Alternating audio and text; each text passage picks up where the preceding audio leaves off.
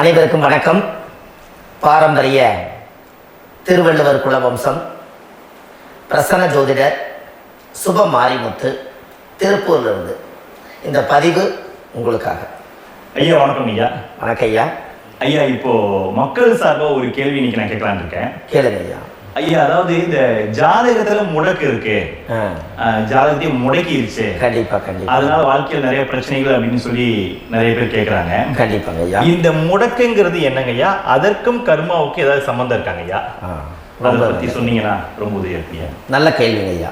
இந்த கர்மாவே முதல்ல எங்கிருந்து வருது அப்படிங்கிறது தான் இப்போ நம்ம சொல்ல போகிறோம். இதுவரைக்கும் எத்தனையோ கருத்துக்கள் எல்லாம் நீங்கள் இந்த உலகத்தில் கேட்டிருப்பீங்க.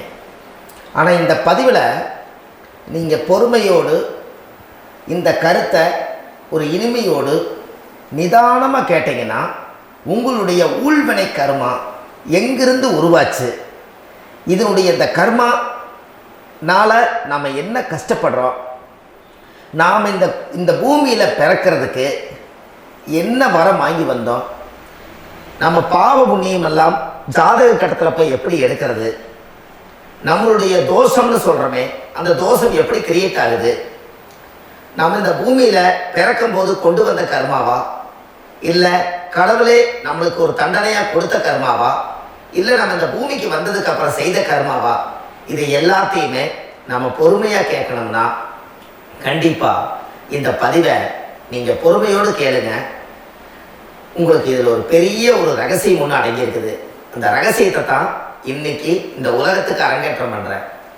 இந்த முடக்கு நம்ம ஐயா கேட்டதில் ஒரு அற்புதமான ஒரு விஷயம் என்ன அப்படின்னு கேட்டிங்கன்னா, முடக்குங்கிறது அந்த காலத்தில் பெரிய திறமையை கட்டி போட்டு வச்சுட்டா நம்மளால் அது இயங்க முடியுமா? முடியாது இல்லைங்களா ஐயா? முடியாது. அப்போது அதே மாதிரி ஜாதக கட்டத்தில் நமக்கு வேண்டிய யோகத்தை கடவுளே நம்மளுக்கு நாம் செய்த பாவத்தினால அது முடக்கி வச்சிருச்சுன்னா அந்த பாவகத்தை அந்த ஜாதகர் அனுபவிக்க முடியுமா? முடியாது, அனுபவிக்க முடியாது. அப்போ அந்த அனுபவிக்க முடியாம வெளி உலகத்துல போய் நம்ம தேடி போன பிறவியில செய்த பாவத்தை இந்த பிறவியில நீங்க தேடி கண்டுபிடிச்சு வாழ்க்கையில நீங்க எப்போ மேலுக்கு வருது? அப்போ அந்த கர்மா 12 ராசி கட்டத்துக்குள்ள 27 நட்சத்திரத்துல 9 கிரகங்களுக்குள்ள ஒரு பெரிய ஒரு ஆத்துமாத்துமான கர்மா, உங்க பூர்வ ஜென்ம கர்மா இதுக்குள்ள எங்கேயோ ஒரு இடத்துல முடங்கி இருக்குது. இந்த முடக்க மட்டும் உங்க ஜாதகத்துல நீங்க கண்டுபிடிச்சிட்டீங்கன்னா ஹைலைட்டா வாழ்றதுக்கு, இந்த உலகத்துல சுதந்திரமான வாழ்க்கை வாழ்றதுக்கு ஒரு மிகப்பெரிய பொக்கிஷம் உங்க ஜாதகத்துக்குள்ளேயே இருக்கு. அப்போ அந்த ஜாதகத்துக்குள்ள நாம போன பிறவியில நம்ம கர்மா நாம் என்ன செய்திருக்கணும் உங்களுக்குள்ள பெரிய குழப்பம் இருக்கும். என்னங்கய்யா, நீங்க என்ன கர்மா பண்ணிட்டு வந்தீங்க, நாம போன பிறவில நம்ம யாரை ஒரு வதச்சோம், யாரை நம்ம மனசை புண்படுத்தணும், நம்ம தாத்தாவுக்கு சோறு போட்டோமா, நம்ம பாட்டனுக்கு சோறு போட்டோமா, நம்ம முப்பாட்டனுக்கு சோறு போட்டோமா, நம்ம கொள்ளு பாட்டனுக்கு சோறு போட்டோமா, அப்ப நம்ம அப்பாவுக்கு நம்ம பெற்றவருக்கு நம்ம சாப்பாடு கொடுத்தோமா, இவங்களுக்கெல்லாம் நம்ம சேவை பணிவடைகள் செஞ்சோமா, நம்மளுடைய உறவுகளுக்கெல்லாம் அரவணைச்சு போனோமா, நம்மளுடைய இந்த மாதிரி நாம் ரத்த சம்பந்த உறவுகளை இருந்துதான் இந்த உலகத்துக்கு நம்ம வெளியில வந்திருப்போம். அப்போ வெளியில நீங்க நிற்கிறீங்க, அப்படியே மேலே போய் பார்த்தீங்கன்னா ஒரு 7 தலைமுறையில ஒவ்வொருத்தரும் செய்த கர்மாவெல்லாம் நம்ம பிளட் ரிலேட்டிவா இப்போ நீங்க கரண்ட்ல இருக்கிறவங்க கிட்ட தான் டெபாசிட் பண்ணியிருக்கு. அப்ப இது தெரியாம நாம ஜாதகத்துக்குள்ள போய் தசாபுத்தி நல்லா தெரிஞ்சிருக்குதே, நான் ரொம்ப கஷ்டப்படுறேன், என் ஜாதகத்தில் போய் பார்த்தேன் எல்லா கிரகங்களும் நல்ல வலிமையா இருக்குன்னு சொன்னாங்க, ஆனா இன்னும் என்னுடைய கடன் அடையல, இன்னும் என்னோட கர்மா தீர்ந்த மாதிரியே தெரியல, எனக்குள்ள ஒரு தாட்டு என்னமோ நான் ஒரு பிண்டங்கிற வாழ்க்கையிலே வாழ்ந்துட்டு இருக்கேன் அப்படின்னு நீங்க சொல்லும் போது, அப்ப இதையெல்லாம் தாண்டி ஒரு கர்மா உங்களுடைய ராசி கட்டத்துக்குள்ள எங்கேயோ ஒரு பக்கத்துல ரகசியமா புதைஞ்சிருக்கு. அப்போ அந்த ரகசியமா புதைஞ்சிருக்கக்கூடிய அந்த முடக்கு தான் இன்னைக்கு இந்த உலகத்துக்குள்ள நீங்க தெரிஞ்சுக்கக்கூடிய விஷயம். அப்போ அந்த முடக்குங்கிறது ஒரு உண்மை இந்த உலகத்துக்கு நம்மளை எல்லாத்துலேயும் நல்லா யோசிச்சு பாருங்க. 12 ராசி கட்டம் இருக்குதுங்களா ஐயா? ஆமாங்க ஐயா. ஆனா கிரகம் எத்தனை இருக்குதுங்க? 9 தான் இருக்குங்க. ஆமா, 12 ராசிக்கு 12 கட்டத்துக்கு 12 கிரகம் கொடுத்துருக்கலாம்ல கடவுள்.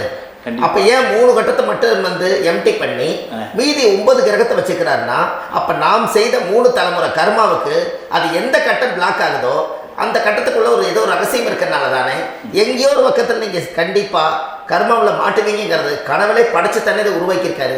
12 ராசிக்கு 12 கட்டம் கொடுத்துருந்தா எங்கே நீங்கள் சுற்றி வந்தாலும் ஏதோ ஒரு வீட்டுக்குள்ள போய் பார்த்துக்கலாம். நிச்சயமாங்க. ஆனால் ஒரு வீடு சுத்தமாக இருக்குது, ஒரு வீட்டில் 4 கிரகம் இருக்குது, ஒரு வீட்டில் 3 கிரகம் இருக்குது, ஒரு வீட்டில் 5 கிரகம் இருக்குது, ஒரு 3 வீடு 4 வீடு காலியாக இருக்குது. அப்போ எங்கேயோ ஒரு ராசி கட்டத்துக்குள்ளேயே கடவுளுடைய கர்மா விளையாட்டு, அது ரகசிய விளையாட்டு தான். அப்போ இந்த இடத்துல தான் உங்கள் ஜாதகத்தில் முடக்கு இருக்குது.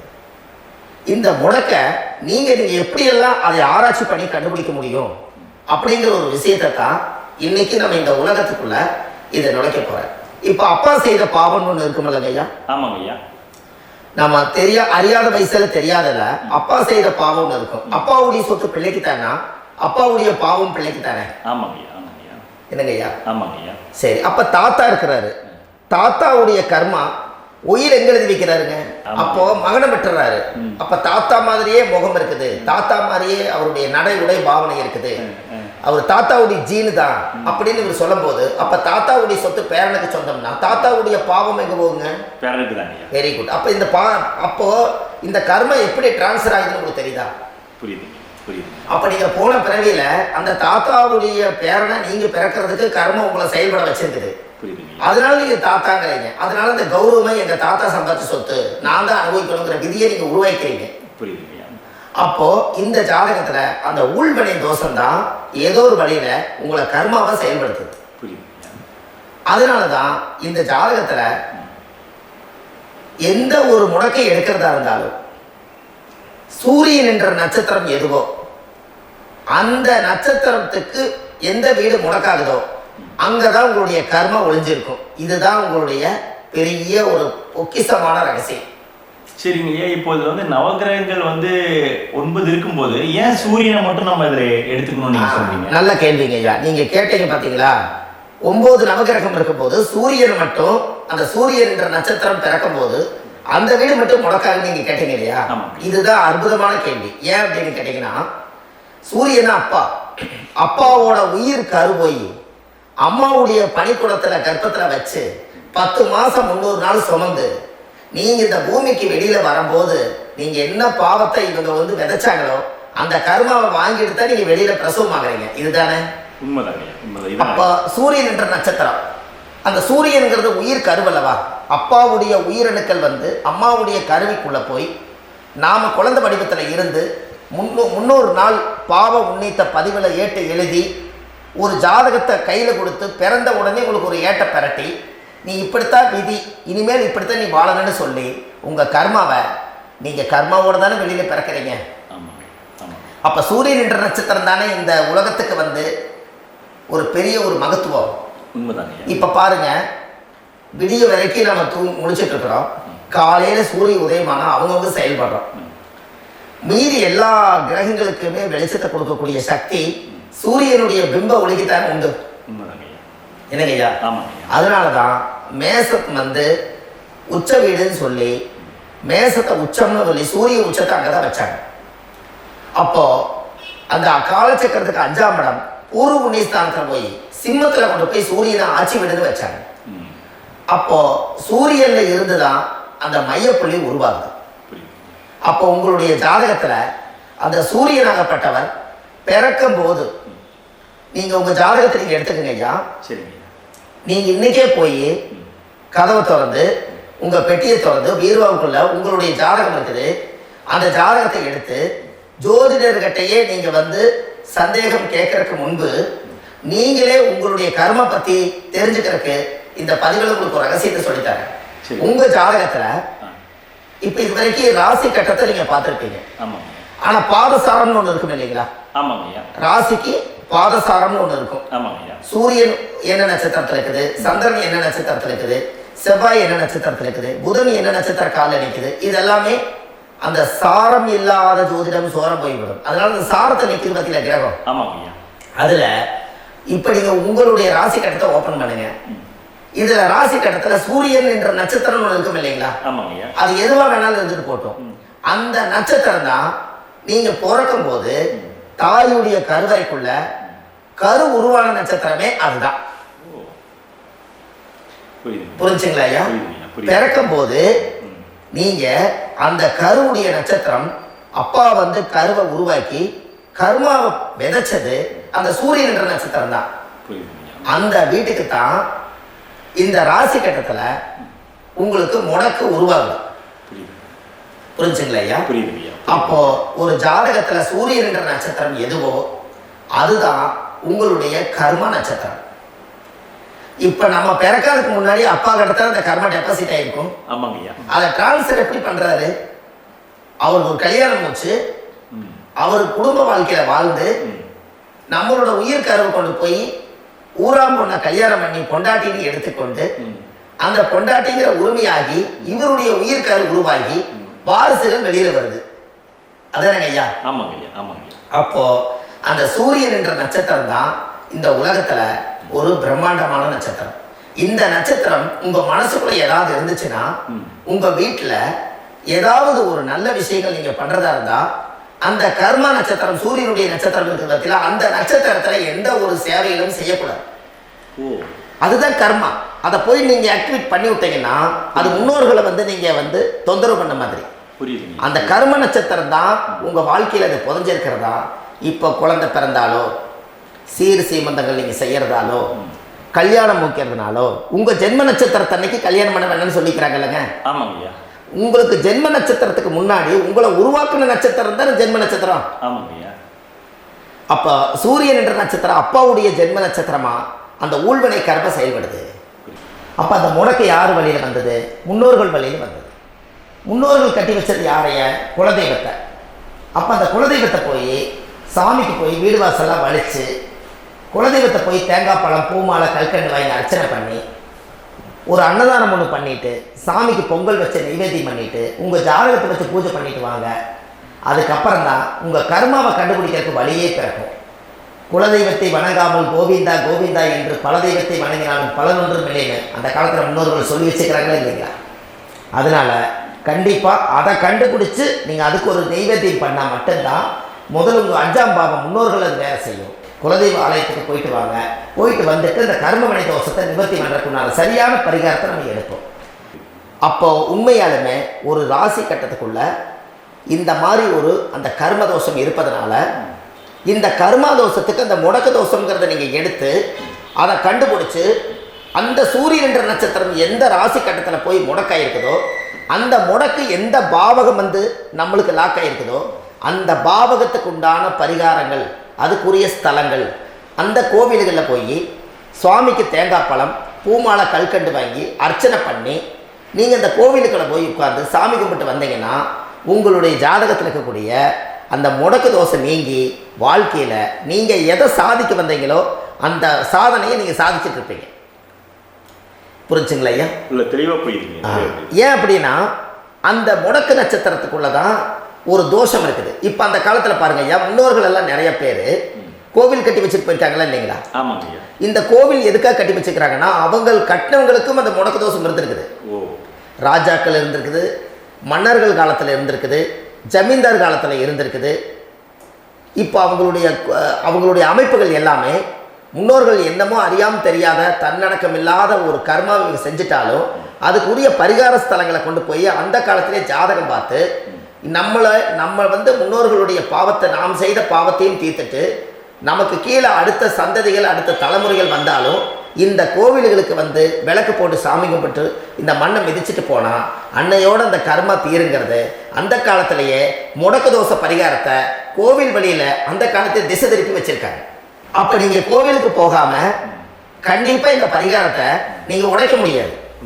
ஏன் உடைக்க முடியாதுன்னா இப்போ நீங்கள் எத்தனை வருஷம் வாழ்கிறீங்க ஐயா? இன்னும் ஒரு 50 வருஷம் 120 வருஷமே வச்சுக்கோங்க. சூரிய திசை 6 வருஷம், சந்திர திசை 10 வருஷம், செவ்வாய் திசை 7 வருஷம், ராகு திசை 18 வருஷம், குரு திசை 16 வருஷம், சனி திசை 19 வருஷம், புதன் திசை 17 வருஷம், கேது திசை 7 வருஷம், சுக்கிர திசை 20 வருஷம். இப்போ நான் சொன்ன டோட்டலெல்லாம் கூட்டிங்கன்னா 120 வருஷம் வரும். இது ஒரு மனிதர் பிறந்து பூர்ண ஆயுளோடு வாழ்ந்தால் இந்த 120 வருஷம் வாழ்ந்தால் அவர் இந்த பூலோக பதவி விட்டு சிவலோக பதவி போயிடுவார். அதுக்கு பேர் தான் பூர்ண ஆயுள் என்று பொருள். அப்ப இந்த பூர்ண ஆயுள வாழ்ந்தவருக்கு 120 வருஷம். கோயில் எத்தனை வருஷம் வாழ்ந்துங்க ஐயா? கோயில் ஒரு கோயில் பழங்காலத்து கோயில் எல்லாம் எத்தனை வருஷம் வாழுதுங்க? 12 வருஷத்துக்கு கும்பாபிஷேகம் பண்ணுவாங்க. அது ஓகே, அது பரவாயில்ல. 12 வருஷத்துக்கு ஒருக்கா பழச புதுப்பிச்சு கும்பாபிஷேகம் பண்ணி மறுபடியும் அதுக்கு பவர் ஊட்டி சக்தி ஊட்டி அதுக்கு உருவேற்றுறாங்க. நான் சொல்றது கோயில் 5000 வருஷம் 4000 வருஷம் பெரிய பெரிய சித்தர்கள், மகான்கள், ரிஷிமார்கள், யோகிகள், சித்தர்கள் இவங்களெல்லாம் போய் கோவில்லையே சிவனையும் பெருமாளையும் வழிபாடு பட்டுட்டு கோவில்லையே ஒரு ஓரத்துல ஜீவசமாதி ஆயிட்டாங்கன்னு பழைய கால கோயில சித்தர்கள் குடியிருக்காங்களா இல்லைங்களா? இருக்காங்கல்லங்க ஐயா. அப்போ நாம 120 வருஷம் வாழ்றோம், கோவில் 5000 வருஷம் வாழுது. எங்க சக்தி அதிகமா இருக்குன்னு சொல்லுங்க? கோயில் தான், அதோட மாற்றம் இல்லைங்களே. அப்ப கோவில தான் அந்த சக்தி இருக்குது நீங்க சொல்றீங்க. அப்போ உங்களுடைய கர்மாவை உடைக்கிறதுக்கு 120 வருஷம் பெருசா 5000 வருஷம் பெருசான்னு சொல்லுங்க? 5000 தான். அப்ப 5000 வருஷம் உள்ள அலைகள் வந்து எத்தனை அந்த சிவனுக்கு ஒரு சிவன் கோயிலே உங்களுக்கு முடக்கு தோஷத்துக்கு ஒரு கோயில் வருதுன்னு வச்சுக்கோங்க. அந்த கோவில்ல எத்தனை முடக்குகளுக்கு உண்டான கோவில்கள், எத்தனை பழங்களை ஊற்றி சாமிக்கு அபிஷேகம் பண்ணியிருப்பாங்க, எத்தனை பால் கூட ஊற்றிருப்பாங்க, பன்னீர், தேன், இளநீ, மஞ்சள் நீர், திருமஞ்சனம், அபிஷேகம், பொங்கல், நைவேத்தியம் இத்தனையும் செஞ்சு அந்த சிவனை வந்து சிவனாக பார்த்து அந்த கருவறைக்குள்ள ஒரு கிராணங்கள் வரும்போதும் கூட பாதுகாப்பு பண்ணி வச்சு நல்ல சக்தியோட அந்த கருவறையை புத்தியோட அவங்க வேலை செஞ்சு அந்த காலத்தில் வச்சிருக்காங்களா இல்லைங்களா? வச்சிருக்காங்க. அப்போ நம்ம வீட்டை அவ்வளோ சுத்தமாக வச்சிருக்க முடியுமா? என்னதான் வாஸ்து இருந்தாலும் முடியாது இல்லைங்களா? அப்போ அவ்வளவு ஒரு பவர்ஃபுல்லான கோவில் அந்த முடக்க தோஷத்துக்குள்ள ரகசியமா அந்த கோயில் அடங்கி இருக்குது. உங்க ஜாதகத்துக்குள்ள உண்மையாலுமே ஊழ்வினை கோயில், கர்மவினை கோயில் அதுக்குள்ள இருக்குது. அந்த ஜாதகத்தை கணிச்சு பார்த்தா கரெக்டா உங்களுடைய ஜாதகத்துல அப்பாவுடைய கருவறையிலிருந்து உயிர் உருவாகிற நேரத்துல இருந்து இப்ப வரைக்கும் நீங்க கரண்ட்ல வாழ வரைக்கும் அந்த கர்ம கூட வர்றத ஒரே ஒரு இடத்துல போனா மட்டும்தான் விட்டுட்டு வர முடியும். அது எந்த வீடு அப்படின்னு கேட்டா உங்களுக்கு வந்து அப்பாவுடைய கர்மாவளியில போய் அந்த கோவில், பழையகால கோயில், பழையகால தெய்வங்கள், அந்த கோவில் தான் உங்க ஜாதகத்துக்குள்ள ரகசியமா இருக்கும். அது ஏன் இந்த பதிவுல உங்களால சொல்ல முடியாது அப்படின்னா, இந்த பதிவுல ஏன் சொல்ல முடியாதுன்னா உங்க ஜாதகம் தெரியாம என்ன கோயிலை நீங்க சொல்லுவீங்க? புரியுதுங்கய்யா. இப்ப பொதுவா ஒரு நட்சத்திரத்துக்கு ஏதோ ஒரு கோவில அவங்க சொல்லி நீங்க போயிட்டு வரீங்கன்னு வச்சுக்கோங்க. ஆனால் அது வேலை செய்யலைன்னா நம்மளுக்கு என்னங்க இவ்வளவு கஷ்டப்பட்டு போய் அந்த பலனடையிலேயே கேள்வி கேட்டக்கூடாது. உங்க ஜாதகத்தை நீங்க கொண்டாங்க, உங்க டேட் ஆஃப் பர்த் டயத்தை போட்டு ஜாதகத்தை கணிச்சு நீங்க சூரியன் என்ற நட்சத்திரத்துக்கு உங்களுடைய கர்மவினை கோவில் யாரு, உங்களுடைய முடக்கு யாரு, ஊழ்வினை தோஷத்துக்கு உண்டானவர் யாரு, தாய் வழி கர்மா யாரு, தந்தை வழி கர்மா எது, நீங்க பிறக்கும் போது வந்த கர்மா என்ன, இது எல்லாம் கணிக்காம பொதுவா ஒரு கோயில்ல போய் நீங்க வாட்டுக்கு சாமி கும்பிட்டு வந்தால் பலன் எப்படி கிடைக்கும்? கண்டிப்பா கிடைக்கும் ஐயா. என்னங்க ஐயா, அது தெரிஞ்சு பண்ணாதான் சரியா? ஒரு டாக்டர் கிட்ட போறீங்க, எனக்கு என்னை அப்படியே ஸ்கேன் பண்ணி ஒரே ஒரு மாத்திரை கொடுங்கன்னு கேட்டா டாக்டர் கொடுப்பாருங்களா? இல்லைங்க ஐயா. அவர் என்ன பிரச்சனை இருக்குதோ அதை முதல்ல கண்டுபிடிச்சு ஸ்கேன் பண்ணி பார்த்து ரிப்போர்ட் எடுத்து அது மூலியமா தான் கொஞ்சம் எடுத்து ஐயா உங்களுக்கு இந்த பிரச்சனை, இதுக்கு தீர்வுக்கு இதுக்குண்டான மெடிசன், இது இப்படித்தான் சாப்பிடணும்னு முறையா சொல்லி அந்த உயிர் வாழ வைக்கிறாரு டாக்டர். அவர் ஒரு தெய்வ வடிவத்துல. கரெக்டுங்களா ஐயா? அப்போ உங்களோட கர்மா எங்க செயல்படுது அப்படின்னா இந்த முடக்க நீங்க இந்த பதிவுல தெரிஞ்சுக்கங்க. அதுக்குரிய நட்சத்திரம் என்னன்னு தெரிஞ்சு வச்சுக்கோங்க. உங்க ஜாதகத்துல சூரியன் என்ற நட்சத்திரத்தை எடுத்துக்கங்க. அந்த வீட்டுக்கு முடக்க இந்த பதிவுல எந்த வீடு லாக் ஆயிருக்குதுங்கிறத நான் உங்களுக்கு இந்த வீட்டுல சொல்றேன். அந்த வீட்டு நீங்க பாருங்க, உங்களுடைய லக்கணத்துக்கு அது எந்த வீடு. இப்ப லக்கணத்துக்கு ஒரு 7வது வீடுனே வச்சுக்கோங்க. அப்போ லக்கணத்துக்கு 7வது வீடே முடக்கு. அப்படி ஒரு முடக்க ஆயிப்போச்சுன்னா ஒரு ஜாதகத்துல லக்கணம் தான் 1, 7ஆம் இடம்ங்கிறது மனைவி ஸ்தானம். ஒரு ஆணுடைய ஜாதகத்துக்கு 7ஆம் இடம் தான் மனைவி. அவருக்கு நல்ல மனைவி அமையாம ஆடம்பரம் இருந்தும் வீடு அரண்மனை மாதிரி இருந்தும் அந்த மனைவி ஒரு சந்தோஷமா அவர் அனுபவிக்க முடியாது. புரிஞ்சுங்களா ஐயா? சந்தோஷமா அனுபவிக்க முடியாது. ஏன் அப்படி? 7ஆம் இடத்துல தான் அவரோட கர்மம் உட்கார்ந்து இருக்குது. கரெக்டா சொன்னீங்க. 7ஆம் இடத்துல தான் அந்த கர்மம் உட்கார்ந்து இருக்குது. அப்ப அந்த 7ஆம் இடத்துல இருக்கக்கூடிய அந்த கர்மா போன பிறவியில நீ மனைவிக்கு சோறு போடாம மனைவியை கட்டி வச்சு அடிக்கிறதும், மனைவியை துன்புறுத்துறதும், அந்த மனைவி இருக்கவே இன்னொரு வாழ்க்கைக்குள்ள போறதும், இங்க வாழ வேண்டிய தாம்பத்திய சந்தோஷத்தை கொண்டு போய் இன்னொரு இடத்துல கொடுக்கறதும், தெரிஞ்சிருந்தே நம்மளுடைய மனசுக்குள்ள திருடுத்தனமா வாழ்றதும், இது எல்லா கர்மாவும் போன பிறவியில நாம் செய்த ஊழ்வினை கர்மா தான் உங்க ஜாதகத்துல 7ஆம் இடம் முடக்கு. அப்போ அந்த 7ஆம் இடம் முடக்கா இருந்துச்சுன்னா கண்டிப்பாக உங்கள் ஜாதகத்தில் நீங்கள் என்ன அனுபவிச்சிட முடியும்? நல்ல நண்பர்கள் கிடைக்க மாட்டாங்க, நல்ல ஒரு பார்ட்னர்ஷிப் அமையாது, நல்ல ஒரு நட்பு வட்டங்களில் எதையும் அனுபவிக்க விடாது, ஒரு அங்கீகாரமான உறவுகளில் போய் நம்ம ஸ்ட்ராங்காக நிற்க முடியாது. 7ஆம் இடம் என்பது தாம்பத்திய வாழ்க்கை, பூர்த்தி இல்லாத வாழ்க்கையாக இருக்கும். இப்படியெல்லாம் அந்த ஜாதகத்தில் ஒரு பொதுவாக ஒரு ஜாதகத்தில் 7ஆம் பாவம் முடக்காயிட்டால் இந்த கர்மாவை அவர் அனுபவிச்சுக்கிட்டே இருப்பார். இது எப்பத்தான் அதுக்கு ஒரு தீர்வு வேணுங்க ஐயா? அந்த கோயில் எதுன்னு கரெக்டாக சொன்னீங்க. இப்போ இது மனிதனால செயல்படுது. மனிதர்கள் தான் கோயிலை கட்டி வச்சாங்க.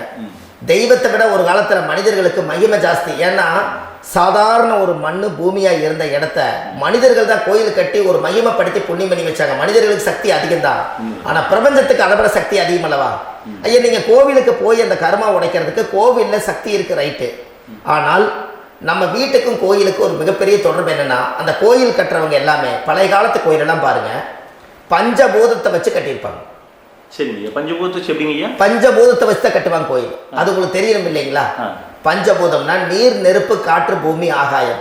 இந்த பஞ்சபூதத்தினுடைய சக்திகள் எல்லாம் ஒரே நேர்கோட்டுக்கு என்னைக்கு வருதோ அன்னைக்கு தான் அந்த கோவிலுடைய பாலக்கால் போட்டு 1000-2000 வருஷம் நிலச்சி நிற்கிறது. காரணம், இந்த பிரபஞ்சத்தில் பஞ்சபூதம் எப்படி நிலச்சி நிற்குதோ அதுபோல் 5000 வருஷம் நிற்கிறதுக்கு அந்த பஞ்சபூத சக்தி வச்சு தான் சாமி சிலையை பிரதிஷ்டை பண்ணி வச்சுருப்பாங்க. அதனால தான் இந்த கோயில்கள் எல்லாம் 5000 வருஷமாயும் எத்தனையோ கிராணங்களை எல்லாம் தப்பிச்சிருக்கிறதுக்கு காரணம்.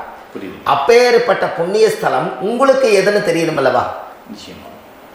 என்னங்க ஐயா? அப்பேற்பட்ட புண்ணிய ஸ்தலம் உங்களுக்கு எதுன்னு தெரிஞ்சா தானே நீங்க போய் செய்ய முடியும். இல்லாட்டி கண்டிப்பா தெரியாது. அப்போ இந்த முடக்கு தோஷத்தை கடவுள் கிட்டத்தை கொண்டு போய் ஒப்படைக்கணும். நாம் பிறக்கும் போது கொண்டு வந்த கர்மாவை நாம் இருக்கும் காலத்தில் கொண்டு போய் இந்த கர்மாவை சுத்தப்படுத்தி, நீங்க பாவ ஆத்மாவை இந்த பூமியில பிறந்து பூலோகத்தில் எல்லா புண்ணியத்தையும் செஞ்சுட்டு இந்த பூலோகத்தை விட்டு நீங்கள் போகும்போது புனித ஆத்மாவாக போகணும்னா உங்கள் கர்மாவை கொண்டுட்டு போகாதீங்க, கர்மாவை நிவர்த்தி செய்யுங்க. என்னங்க ஐயா? புரியுதுங்க ஐயா. அப்போ கர்மாவை சுத்தப்படுத்துங்க. கர்மாவை சுத்தப்படுத்திட்டு உங்களுக்கு பிறக்கிற குழந்தைகளுக்கு அந்த கர்மாவை டிரான்ஸ்ஃபர் பண்ணாம உங்களோட நில் பண்ணுங்க. ஒரு உதாரணம் சொல்லிட்டுங்களா ஐயா? சொல்லுங்க. ஒரு காந்தம் ஒன்று இருக்குது இல்லைங்களா? ஒரு காந்தம்ங்கிறது ஒரு தாத்தாவா வச்சுக்கோங்க.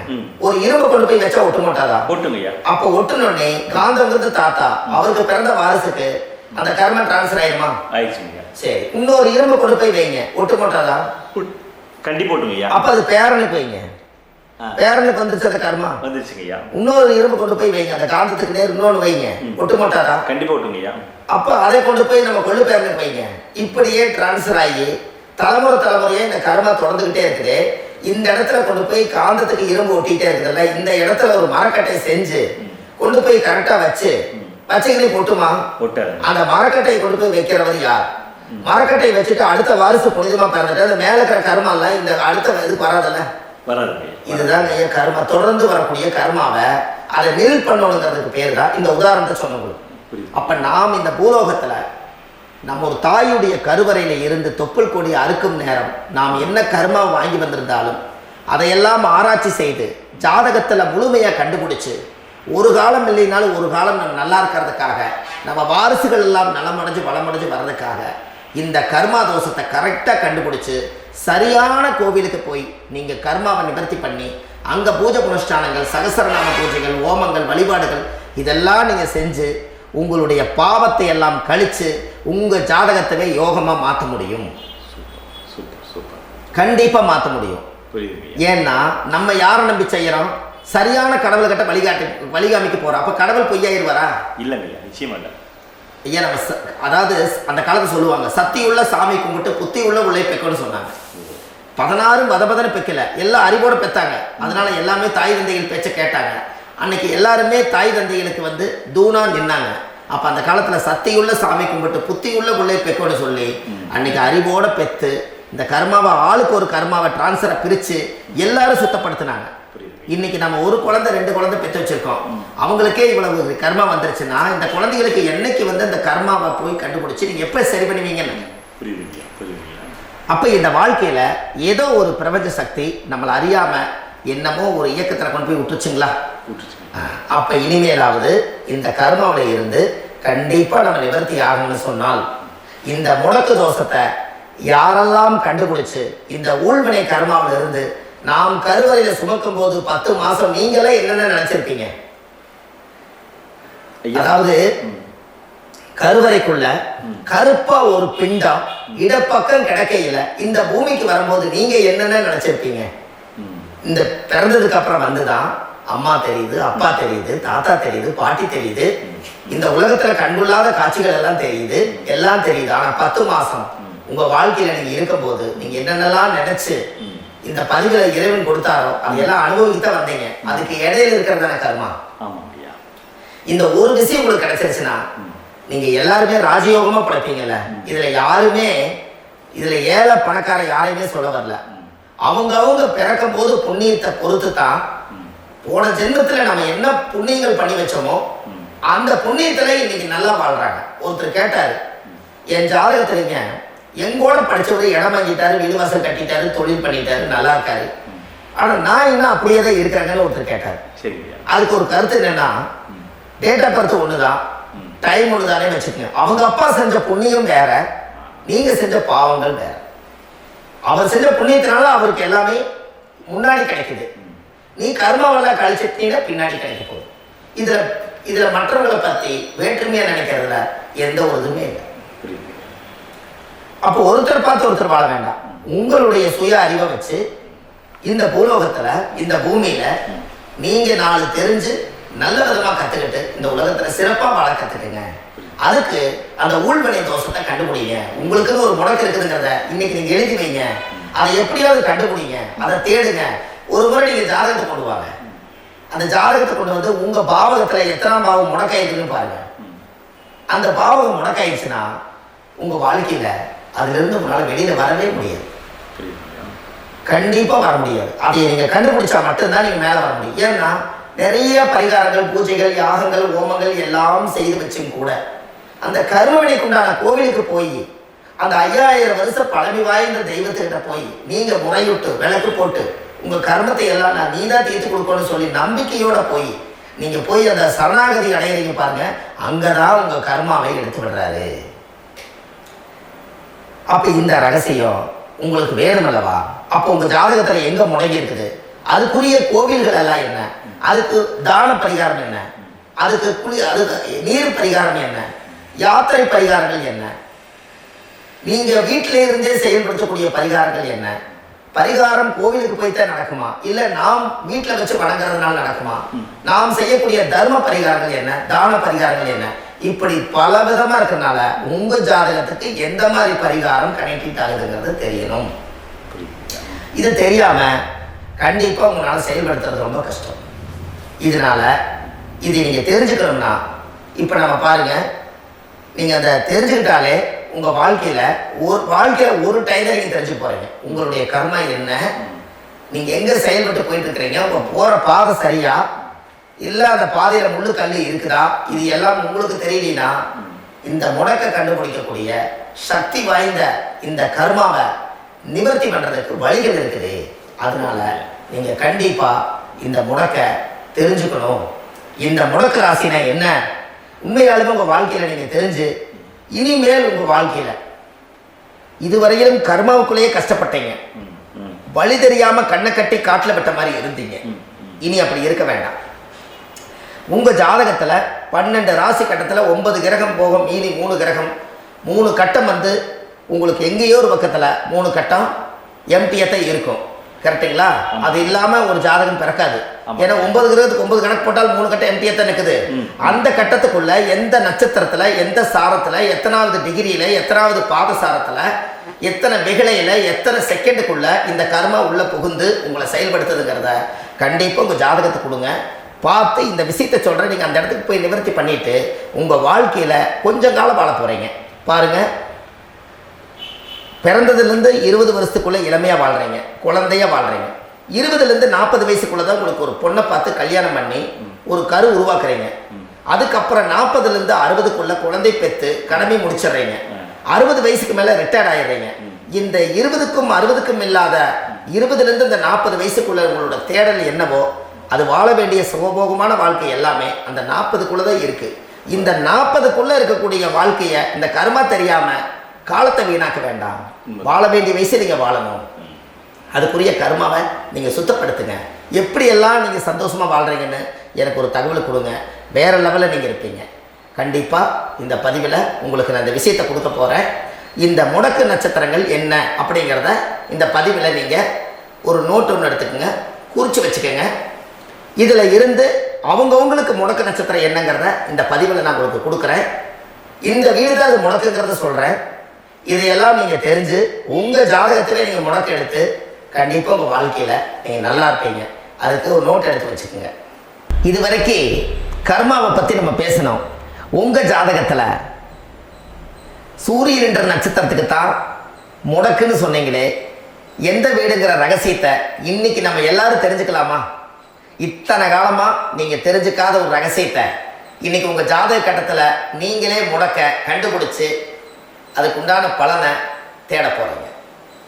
அந்த தேடல் தான் உங்களை கொண்டு போய் உட்கார வைக்க போகுது. ஒரு உதாரணம், உங்கள் ஜாதகத்தில் பாதசாரம் இருக்குது அல்லவா? அந்த பாதசாரத்தில்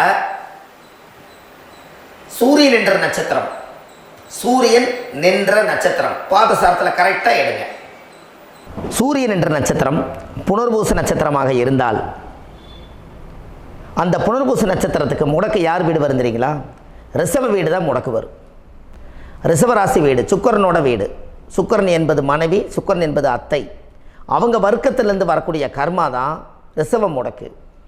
அப்போ புனர்பூச நட்சத்திரத்தில் யார் சூரியன் என்ற நட்சத்திரம் இருந்தாலும் அது ரிஷப வீட்டில் தான் அந்த முடக்கு உட்கார்ந்துருக்கும். கண்டிப்பாக அந்த முடக்கை கண்டுபிடிச்சி அதுக்குரிய பரிகாரங்களை செஞ்சு அந்த கர்மாவை நீங்கள் நிவர்த்தி பண்ணுங்கள். உங்கள் வாழ்க்கையில் ஒரு மிகப்பெரிய ஒரு வெற்றி கிடைக்கும். புனர்பூச நட்சத்திரத்தை பற்றி இது வரைக்கும் நீங்கள் பார்த்தீங்க. அடுத்த பதிவில் பூச நட்சத்திரத்தை பற்றி நம்ம பார்ப்போம். நம்ம ஆன்லைன்லேயே ஜாதகம் பார்க்குறோம். உங்கள் டேட்டை பொறுத்து டைம் பிளேஸ் கொடுத்தீங்கன்னா போதும், உங்களுக்கு ஜாதகத்தை கணிச்சு ஃபோன்லேயே உங்களுக்கு கர்மராசி கண்டுபிடிச்சி உங்களுக்கு உண்டான கர்ம பரிகாரத்தை சொல்லி உங்கள் வாழ்க்கையில் ஒரு வெளிச்சத்துக்கு கொண்டு வர்றதுக்கு என்றைக்கும் உங்களுக்கு உறுதுணையாக இருப்பேன். நீங்கள் கண்டிப்பாக இந்த பதிவுகள் எல்லாம் இது உங்களுக்காகத்தான். இது அதிகாலை நேரத்தில் பிரம்ம முகூர்த்தத்தில் இந்த பதிவை உங்களுக்கு முழுமையாக சமர்ப்பணம் பண்ணுறேன். இதை கற்று இதை வழி நடத்தி இதைய எப்படியெல்லாம் இந்த முடக்கை கண்டுபிடிச்சி இப்படியெல்லாம் பேச வச்சு அழகு பார்க்க நம்ம முன்னோர்களுடைய ஆசீர்வாதமும் இந்த முடக்கை கண்டுபிடிச்ச குருமார்களும் அவங்களுடைய குடும்ப பாரம்பரிய வம்சாவளிகளும் எல்லாருமே நல்லா இருக்கணும். அதுக்காக இந்த நேரத்தில் நான் அடியன் சுப மாரிமுத்தாக இருந்து திருப்பூர்லேருந்து இந்த பதிவை உங்களுக்கு நான் கொடுக்குறேன். கண்டிப்பாக இந்த முடக்கு கோயிலுக்கு, இந்த முடக்கு தோஷத்துக்கு உண்மையான பரிகாரங்கள், எளிமையான பரிகாரங்கள் நீங்களே வாழ்க்கையில் செஞ்சு ஆதிகால பரிகாரங்கள் உங்கள் மனசுக்குள்ளே இருக்குது.